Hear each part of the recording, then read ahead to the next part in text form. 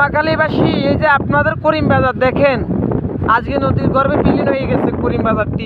এখানে আমাদের খুবই স্বপ্ন ছিল, আসলে এখানে জায়গা জমিন আসছিল এককালীন, আমাদের মিলন মামারও আসছিল।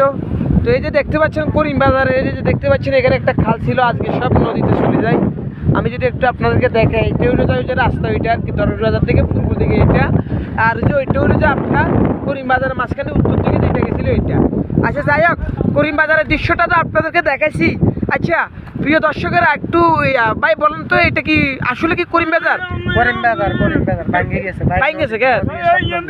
আচ্ছা যাই হোক, করিম বাজারটা আমি যেটা আপনাদেরকে দেখাতে পারলাম, আসলে করিম বাজার থেকে আর আঙ্গর ওই করিম বাজার আর বেশি দূর নাই, অর্থাৎ এখান থেকে আমার 2 কিলো বা 3 কিলো। হ্যাঁ আর মাত্র 2 কিলো ভাই, 2 কিলো আর মাত্র 2 কিলো আছে কেন? হ্যাঁ এই করিম বাজার তো গেছে, এখন আমাদের করিম বাজার নিয়ে আমরা হতাশে আছি। এখন এই করিম বাজারটা তো আসলে এইভাবে এক করিম বাজার ভেঙে গেছে, আর করিম বাজার ধরার জন্য প্রস্তুত।